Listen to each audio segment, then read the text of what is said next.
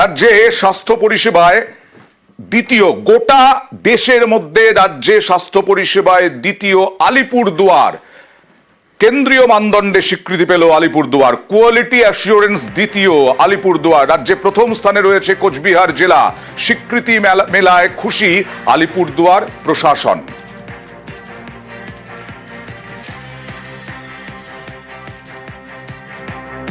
National quality assurance একটা certification হয়, প্রত্যেকটা স্টেটেই এটা কোয়ালিটি অ্যাসুরেন্সের ওপর একটা সার্টিফিকেট দেওয়া হয়, সাব সেন্টার থেকে শুরু করে একদম হসপিটাল, টপ হসপিটাল অবধি।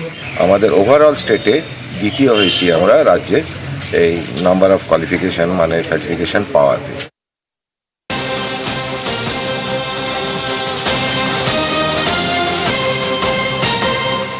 এবার বেআইনি এবং অবৈধ কাজ দেখাবো। দেগঙ্গায় বিদ্যাধরী নদীর ওপরে এইভাবে অবৈধ নির্মাণ এবং তার জন্য অবরোধ করছেন সাধারণ মানুষ।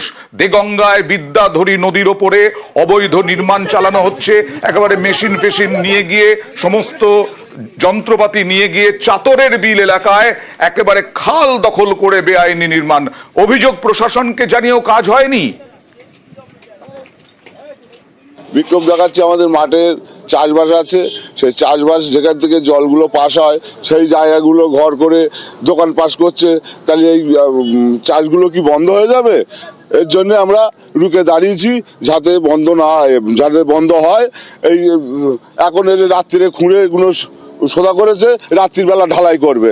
তাহলে আমরা এই জল না গেলে বর্ষাকালে আমরা চাষ করবো কি দিয়ে? একেবারে ভয়ঙ্কর সমস্যার মধ্যে।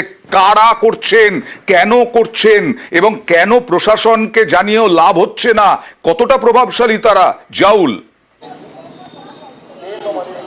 একদম দেখো, দেগঙ্গা বা হাবড়ার ইছাপুর, সেখানে বিদ্যাধরীর যে খাল বা ক্যানেল রয়েছে সেখানে অবৈধভাবে কনস্ট্রাকশন করা হচ্ছে এবং এলাকার মানুষ এ নিয়ে বারংবার সোচ্চার হয়েছেন এবং বারংবার তারা প্রশাসনের দ্বারস্থ হয়েছেন, কিন্তু প্রশাসন কোনো কথাই শুনছে না। এলাকার মানুষ তখনই দাবি করছেন যে এতটাই প্রভাবশালী ব্যক্তি বলে কারুর কথা তিনি শুনছেন না, প্রশাসনকে দ্বারস্থ হয়েও প্রশাসন ব্যবস্থা নিচ্ছে না। তাই তারা বাধ্য হয়ে এই এলাকায়, যদি এই চাতরের বিল এলাকায় প্রায় হাজার হাজার কৃষকের জমি রয়েছেন, সেখান থেকে এই এলাকায় যদি কিন্তু জিয়াউল, আমি দেখাবো যার বিরুদ্ধে অভিযোগ। তিনি তো বলছেন যে তিনি সরকারি খালের ওপরে কিছু করছেন না, তার জমির ওপর দিয়ে কি জল যাবে, এই অভিযোগও তো করছেন তিনি।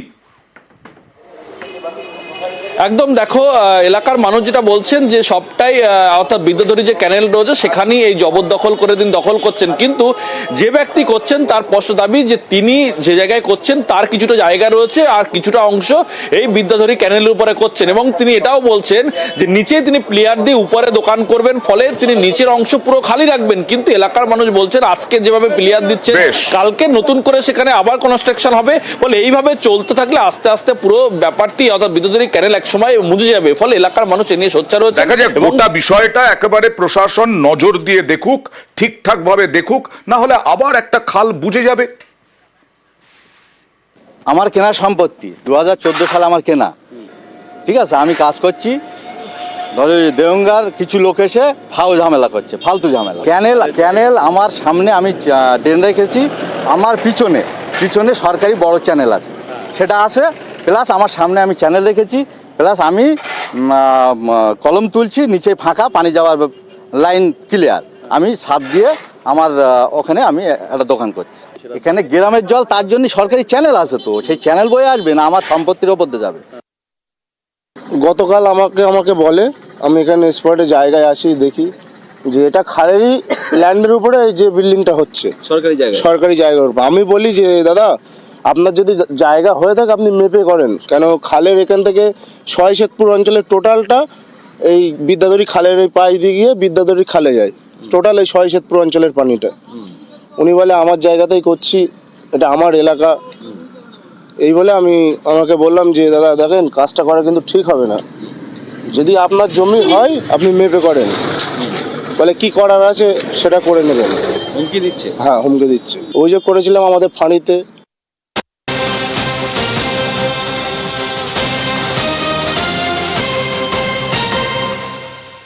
এবারে পানিহাটির খবরে যাব। একটা সরকারি স্কুল, একেবারে নন্দনকানন প্রাইমারি স্কুল, স্থাপিত 1970। এখানেই আবার নন্দনকানন উন্নয়ন সমিতির অফিস, অভিযোগ যে এই নন্দনকানন উন্নয়ন সমিতির অফিস নাকি স্কুলের জমিতে, কিন্তু সেটাও তো 1950 সালে স্থাপিত লেখা আছে। সরাসরি চলে যাব সুবীরের কাছে, সমস্যাটা কি? নন্দনকানন উন্নয়ন সমিতি, সেই সমিতির অফিস তো 50 সালে স্থাপিত, তাহলে এখন কেন অভিযোগ করছেন প্রধান শিক্ষিকা? সুবীর,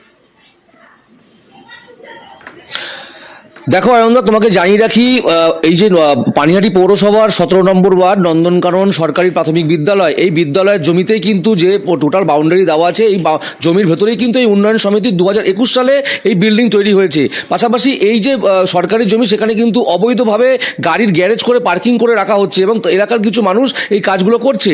এবং প্রাথমিক শিক্ষা দপ্তর থেকে শুরু করে তৎকালীন কাউন্সিলরকে কিন্তু যে প্রধান শিক্ষিকা, তিনি কিন্তু লিখিত আকারে কিন্তু জানিয়েছিলেন, কিন্তু সেই জায়গাতেও কিন্তু কোনো সুরা হয়নি। তারপরে কিন্তু তিনি সরব হয়েছেন।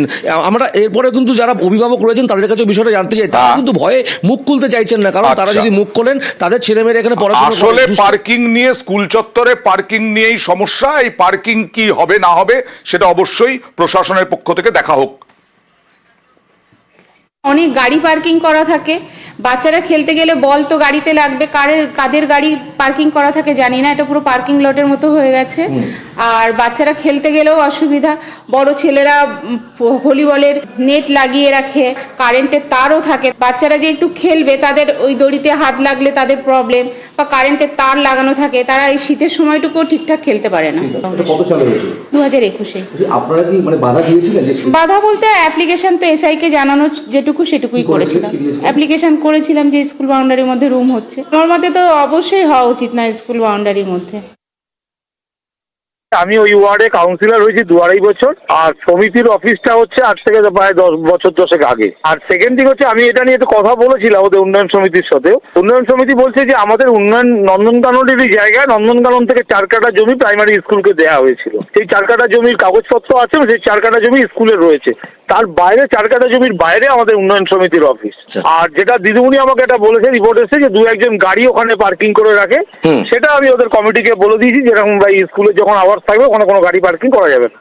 শান্তিপুরে চরম গাফিলতি স্থানীয় প্রশাসনের, সধবা পাচ্ছেন বিধবা ভাতা। হ্যাঁ, শান্তিপুরে সধবা, তিনি পাচ্ছেন বিধবা ভাতা। কত বছর ধরে এরকম চলছে? শান্তিপুরে 2 বছর বিধবা ভাতা পাচ্ছেন শেফালি দে। কথা বলবো প্রতিনিধি রঞ্জিতের সঙ্গে। রঞ্জিত, দেখো 2 বছর ধরে শেফালিতে তিনি বিধবা ভাতা পাচ্ছিলেন, এবং তার যেটা দাবি, তিনি কিসের ভাতা পাচ্ছিলেন তিনি সেটা স্পষ্ট জানতেন না।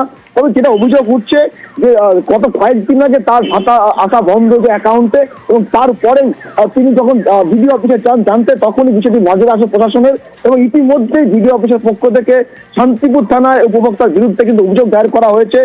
তার যেটা অভিযোগ যে একজন তার কাছ থেকে 3000 টাকা নিয়ে তাকে এই ভাতার জন্য তাকে আবেদন করে দিয়েছিলেন, তারপর তিনি ভাতা পেতেন, এবং মূলত তার বিরুদ্ধে যেটা অভিযোগ যে তিনি জানার পরেও তিনি কিন্তু কেবল সরকারি স্তরে জানাননি, তিনি জানতেনই না যে তিনি লক্ষ্মীর ভান্ডারের জায়গায় তিনি বিধবা ভাতা পাচ্ছেন, যা নিয়ে কিন্তু রীতিমতো কিন্তু শোরগোল পড়ে যায়।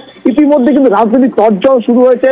তবে একটা বিষয় কিন্তু স্পষ্ট যে বিডিও দাবি করছে যে শুধুমাত্র শেফালিদের বিষয় নয়, গত কয়েকদিন ধরে কিন্তু একাধিক অভিযোগ আসছে বিভিন্ন ভাতা পাওয়ার ক্ষেত্রে, সেখানে সমস্ত বিষয় কিন্তু তদন্ত করে দেখা হচ্ছে। তবে 24 মাস ধরে তিনি যে ভাতা পেলেন, তিনি কার্যত জানতেনই না যে তিনি লক্ষ্মীর ভান্ডার পাচ্ছেন নাকি বিধবা ভাতা পাচ্ছেন। 24,000 টাকা পেয়ে গেলেন, কিন্তু তিনি জানতেনই না। আর এদিকে স্থানীয় প্রশাসন কি করছিল সেই প্রশ্ন উঠছে।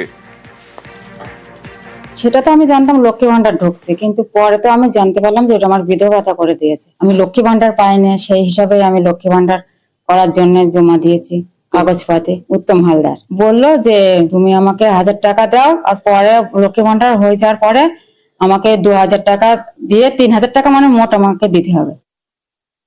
খুঁজতে দেখলাম যে আমার অফিসের কিছু কর্মচারী এটার সঙ্গে যুক্ত। থেকে 2-3 বছর আগে যখন বার্ধক্য ভাতার এন্ট্রি হয়েছিল, তখন সঠিক মানুষের আধার কার্ড বা সঠিক মানুষের ব্যাংক অ্যাকাউন্ট সেখানে এন্ট্রি করা হয়নি। এটা ইচ্ছাকৃত অন্যায়, এটা একটা দুর্নীতি চক্রও বলতে পারেন। সে প্রকৃত একজন লক্ষ্মীর ভান্ডারের বেনিফিশিয়ারি, এবং তিনি সধবা, অতগুলো টাকা উনি ফেরত দিতে পারেন না, উনি পারবেন না, সেটার ব্যবস্থা আছে। কিন্তু তার আগে উনি যদি প্রকৃতি দোষী না হন, পেছনে যে দোষী মানুষগুলো আছে তাদেরকে ধরার জন্য পুলিশকে আমরা একটা চিঠি করেছি।